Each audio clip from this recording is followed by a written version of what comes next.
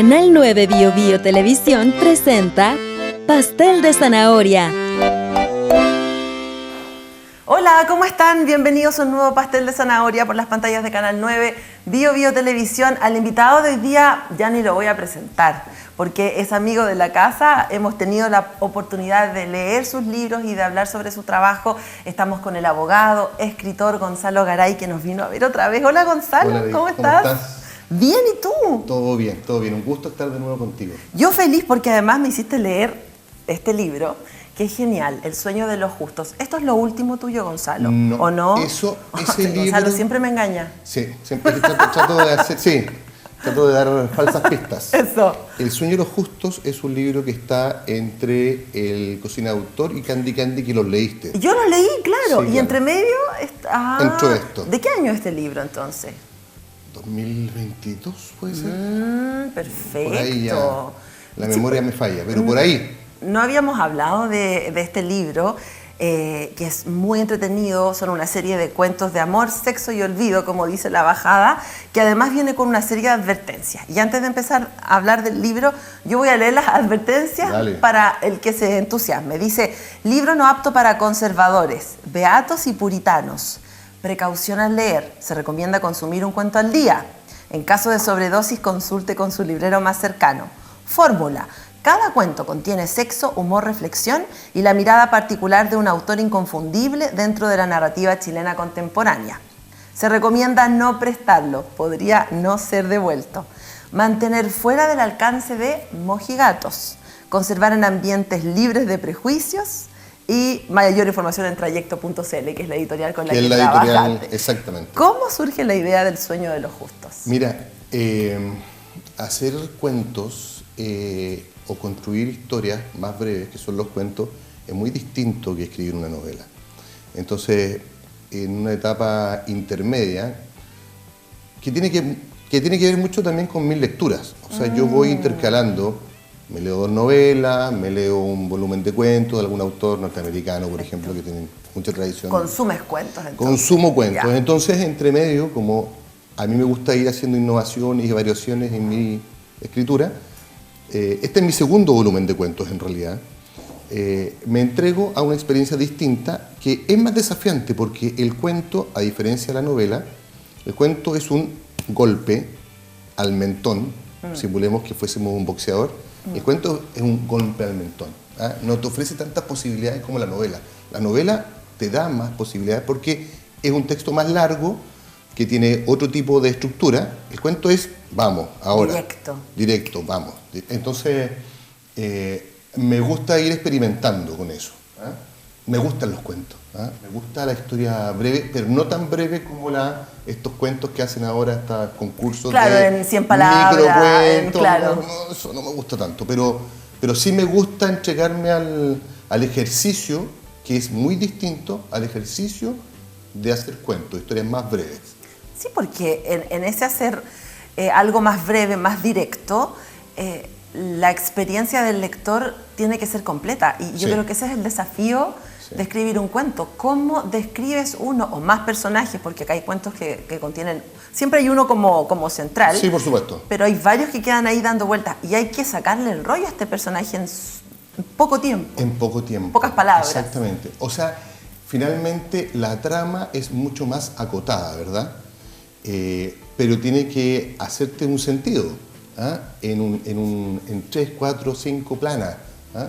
Tiene que haber un desarrollo breve, digamos, de un evento particular que te golpee, que te genere algo, digamos. Y eso no es tan fácil. Yo creo que es más difícil escribir cuentos que escribir una novela. La novela, te iba a preguntar, claro. Sí, la novela tú vas paseando por la novela, tú vas paseando por la historia, vas al pasado, regresas, ¿verdad? Te ofrece otras posibilidades. ¿Ah? La narración va transcurriendo por distintos estadios. ¿Ah? Qué sé yo, hay giros imprevistos que en el cuento no se pueden dar, ¿no? El cuento es más directo. ¿Ah? Es un choque, es como un shot. Un cortito. Listo. Un cortito. Claro, al seco, de una. Un shot de tequila. Ya está. 1, 2, 3 y listo. Eso es. ¿Y qué disfrutas más al escribir? Me gusta ir variando. Tú sabes que lo último que yo escribí fueron cosas más autobiográficas. Ahora estoy escribiendo una novela, pero sí me gustaría volver a los cuentos. Siempre tengo muchas ideas de cuentos anotadas. Cada cierto tiempo tengo un registro, un cuadernito, digamos, personal. Claro, con donde tengo algunas ideas de cuentos que en algún minuto quizás voy a escribir, no lo sé tampoco. O sea. ¿Y El sueño de los justos es fruto de esos cuentos que se fueron escribiendo a lo largo del tiempo o tú te sentaste? Porque acá hay una temática que tú tomas que es la sexualidad, principalmente, sí. Pero también el amor, ¿no? También sí. un poco el ideal del amor y cómo la sexualidad... Porque no es una sexualidad tan tormentosa. No. En ese sentido es un libro muy fácil de seguir, ¿no? Porque tal vez pienso que la narración que está más vinculada con lo campestre puede tener ahí algo que inquieta Por supuesto. En los personajes. No vamos a hacer ningún spoiler, que te queda como dando vueltas si aquí pudo haber un abuso o no. Sí. Me pasó con ese cuento en particular, que quedas te queda dando vueltas y es muy interesante por eso mismo. Pero la gran mayoría de estos cuentos, claro, buscan en la sexualidad una especie de liberación. Sí. Para muchos personajes son momentos de una experiencia sexual que los redime, que los salva, y eso es muy bonito. ¿Esto fue algo que tú hiciste a propósito o fue como, uy, tengo estos cuentos que tienen esta temática en común? Partí con el cuento, que es entre cuento y novela corta, ¿verdad? El que se llama El sueño de los justos, claro, que le da el título al libro. Y que cierra el libro. Y que cierra el libro. Claro. Partí con eso y a partir de eso fui añadiendo otras historias. Yo recuerdo particularmente que esto yo lo iba a publicar con otra editorial. Esto es una anécdota. Y el editor me dijo que escribiera un último cuento sobre unos homosexuales, que no tengo nada en particular, digamos, pero no me justificó por qué, nunca entendí por qué, cuál es la razón. Entonces yo volví a trabajar con Trayecto. Bueno. Como para que se incluyera también algo ya. Sí, él pensó, yo creo, que faltaba esa historia. Que faltaba esa historia por contar. Bueno, yo no lo evalué así, digamos. Creo que el libro está bien así, una mirada muy personal. Todos los libros tienen una mirada muy personal. Yo creo que lo que hice a partir de El sueño de los justos con las otras historias fue un poco entrar en ese concepto que tiene Henry James de la vida sentida. O sea, sumergirse en lo exquisito de lo cotidiano, acariciar los detalles, por ejemplo, y darle a encontrar belleza en lo mundano. Yo creo que es fundamentalmente eso. El erotismo, la sensualidad y la sexualidad forman parte natural, normal de nuestra vida, digamos. Es algo, digamos, es pan de todos los días.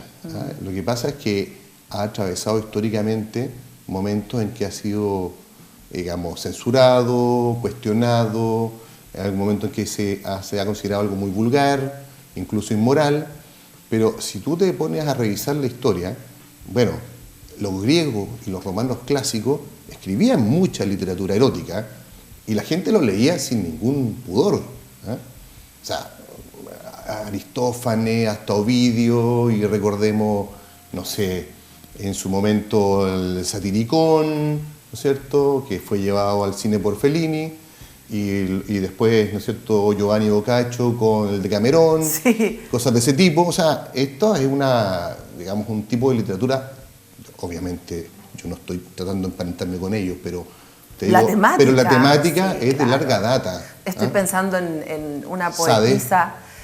Claro, estoy pensando en una poetisa griega, si no me equivoco, antes de Cristo, Safo de Lesbos, la famosa isla de Lesbos.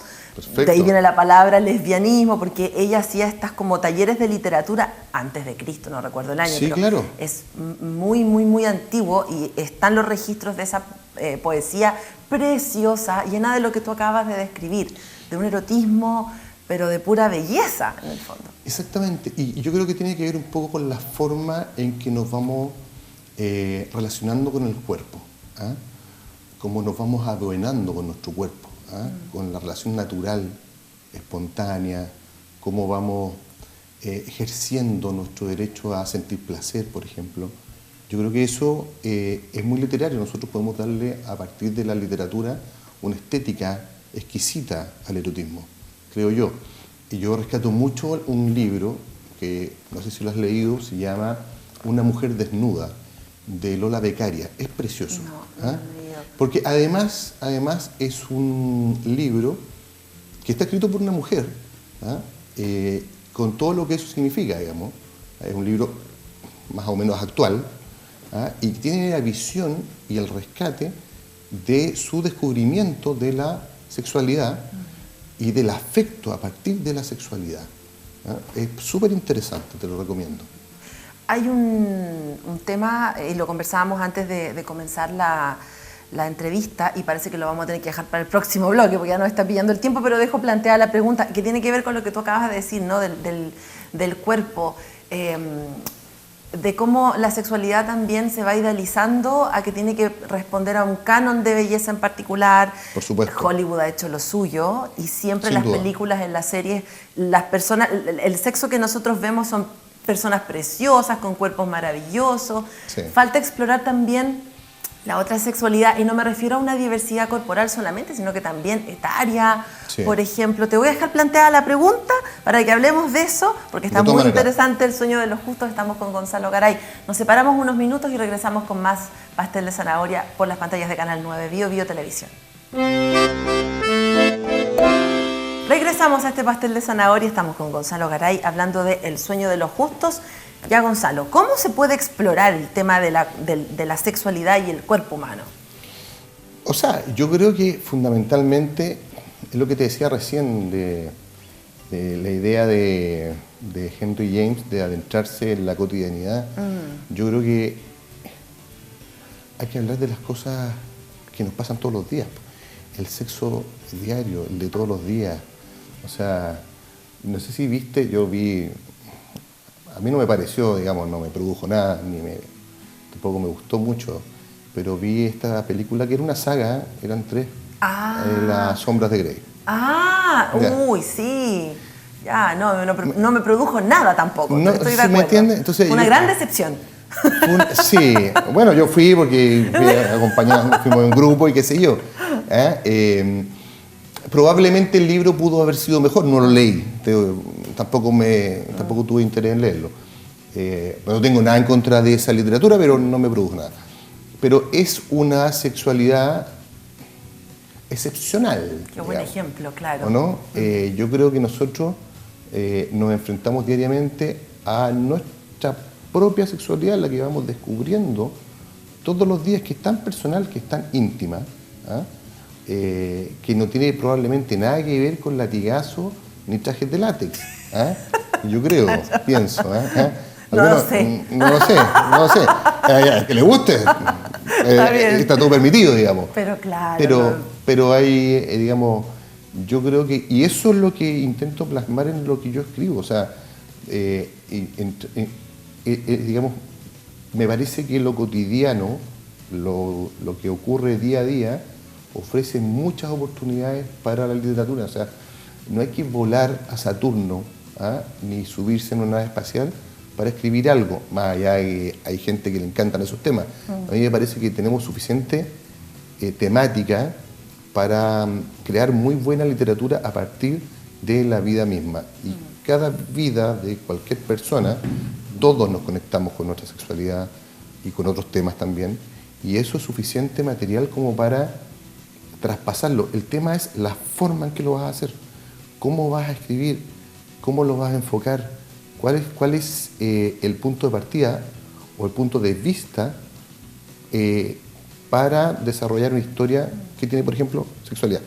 En el libro hay distintas miradas, desde una persona que experimenta con una muñeca inflable hasta esta jueza que aparentemente tiene en algún minuto, entre medio de su idealización, una relación lésbica, digamos. Claro. Entonces, pero todo eso forma parte de la sexualidad nuestra de todos los días. No hay que escapar tanto, no hay que volarse tanto. Hay mucho material en la vida misma.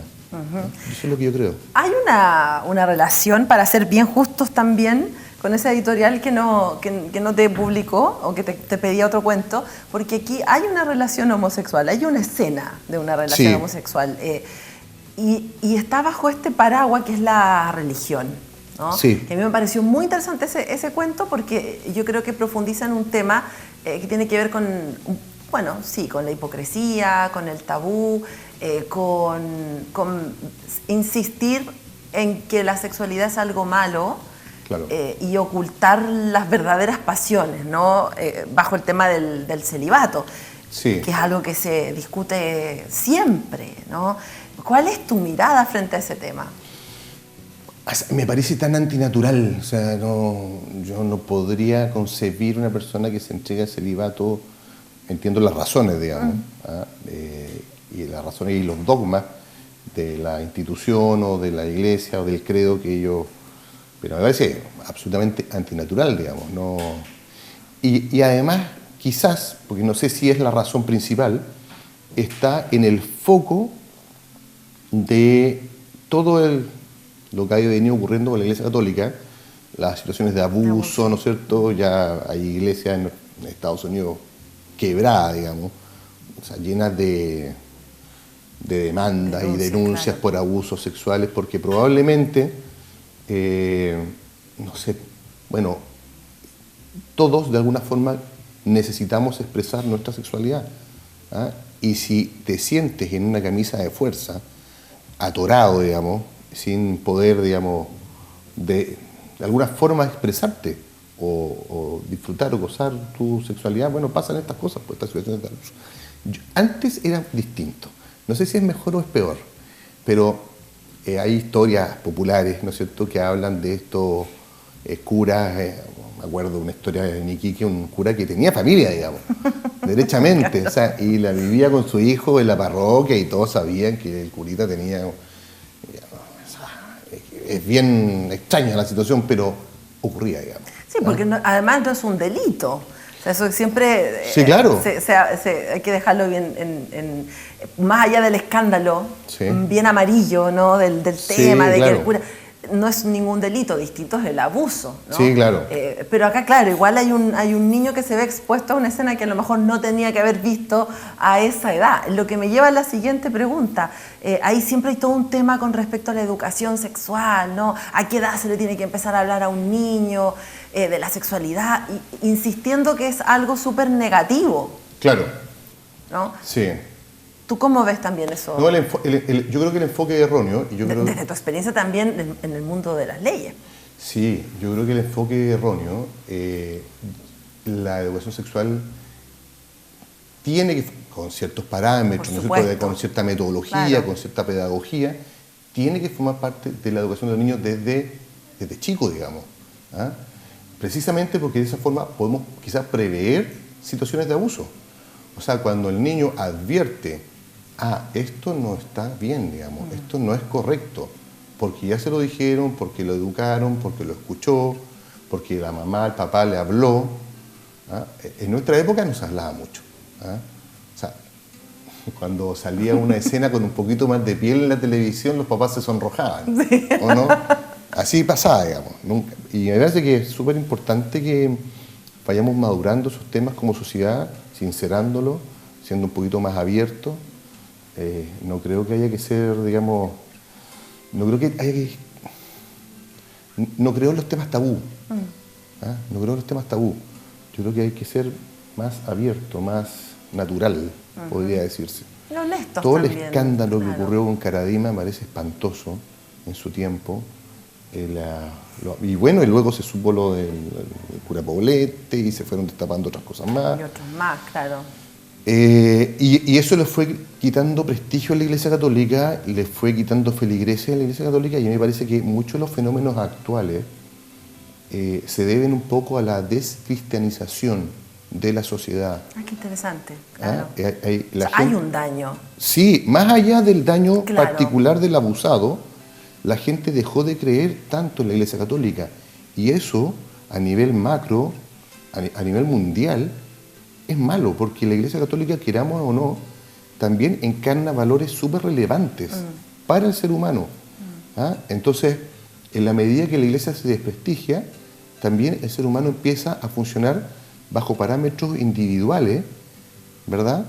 Empieza a hacer búsquedas individuales, ensayos, experimentos individuales que, bueno... En esa búsqueda espiritual, en esa búsqueda espiritual, que quizás, no sé, bueno, no son los mejores, digamos. ¿Ah?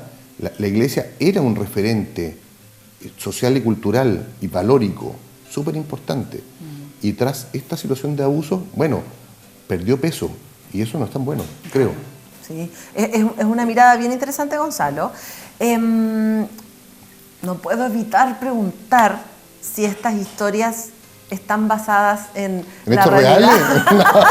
En la realidad, no Mira. de manera personal, pero sí que tú escuchaste, porque tú has escuchado muchas cosas, lo hemos leído en tus libros, has leído, has visto lo que pasa en la vida real, estás constantemente conectado con la realidad, o esto es producto de tu imaginación. No, mira, este libro es muy ficticio. ¿Ah? Por supuesto que yo he escuchado cosas, he visto cosas, he experimentado cosas, he leído cosas, y todo eso tú lo vas, es una amalgama de factores que tú traspasas en tu literatura. Pero sí hay una cosa que es real, que no tiene que ver con el tema de la sexualidad, pero sí hay una cosa que sí me pasó a mí, que está en ese libro, y te lo voy a contar, sin colocar nombres. Ya. A mí sí me pasó que una vez, hace el año 2004, por ahí, yo vine, por suerte, digamos, vine a Concepción. Mi abuelita justo cayó en la clínica, digamos, en el sanatorio alemán, se estaba muriendo, y a mí me pidieron que yo fuese a hablar con un curita para que le diera el sacramento de la extrema unción. Perfecto. Eso está en el libro, creo, en Sí, una parte. claro. Entonces yo fui a la parroquia más cercana, que tú te puedes imaginar cuál es, ¿ah? Y hablé con el curita, que justo iba saliendo. Estaba lloviendo súper fuerte, me acuerdo. Era como en otoño. ¿Ah? Estaba lloviendo súper fuerte y él iba saliendo, yo me bajé del auto, me abrió la ventana un poquito. Tengo que decirte que además él nos conocía, digamos, o al menos conocía a mi mamá. Probablemente por las fechas van a saber quién es el cura, pero da lo mismo, no lo voy a decir. Y él me dijo que no podía ir al sanatorio, que estaba a 2 cuadras, porque tenía que ir a una no sé, bendición de argolla. Claro. Bueno, yo puedo creer que razonablemente en la bendición de argolla lo hubiesen esperado, digamos. ¿Ah? Champañitas Bueno. más, champañitas menos, digamos. ¿Ah? Pero mi abuelita se murió sin el sacramento, digamos, porque me fui al centro y entre medio mi abuelita se murió. Claro. Eso sí Lo ocurrió. Yo inserté ese hecho en esa historia y bueno, y el curita en el cuento tiene también otro recorrido que no voy a contar. Claro, no, sí, por eso. Está súper bien porque permite además sacar una conclusión muy interesante cerrando ese cuento, ¿no? Sobre qué es ser feliz y qué no, sí, finalmente. ¿no? Exactamente. Por eso, qué interesante. Bueno. Y el paradigma de los lados B y los lados A de la vida, digamos. Si es que tú realmente logras conectar tu existencia con una sola realidad. O sea, si tú eres en todas partes la misma persona, probablemente eres más feliz. Claro. Pero si tú necesariamente tienes que ocultar un aspecto relevante de tu vida, como tu sexualidad, probablemente no vas a disfrutar tanto de tu paso por la tierra, digamos. Creo yo, no sé. Tiene sentido, tiene mucho sentido. Gonzalo, ¿en qué estás ahora antes de despedirnos? Estoy escribiendo una novela, ¿no? Estoy cerrando el universo del Cocina de Autor y el Candy. Verdad. En eso estoy, pero estoy muy relajado. He escrito algo así como 120 páginas, estoy súper contento con eso. Lo estoy pasando bien, que es lo importante. Y estoy exponiendo mucho acerca del griego todavía, sobre la vida de los otros, que son libros donde me han pedido que estuve en la Universidad Católica hace como 2 semanas aquí en Concepción. Voy a estar en Santiago, en la colectividad helénica, el 11 de octubre, el 10 en el Centro Español de Temuco, con esos libros. Muy bien. Te vamos a esperar entonces cuando tengas lista la novela y cuando quieras, De porque todas maneras. a lo mejor nos va a sacar otro libro por ahí que no hemos revisado todavía en el pastel de zanahoria y se agradece. Buenísimo. ¿Lo podemos encontrar? Se puede encontrar en todas las librerías. Ya, buenísimo. El sueño de los justos. Y si Acá no está. está presencial, lo encargan en la página web de la Antártica, Feria Chilena, Ah, súper. en buscalibre.com, Excelente. etcétera. Ya, muy bien. El sueño de los justos, Gonzalo Garay, de visita en Concepción en nuestro pastel de zanahoria. Gracias por venir, Gonzalo. No, Mucho para éxito. mí, un gusto como siempre. Nosotros nos vemos la próxima semana en otro pastel de zanahoria por las pantallas de Canal 9 Bio Bio Televisión. Que estén bien. Chao.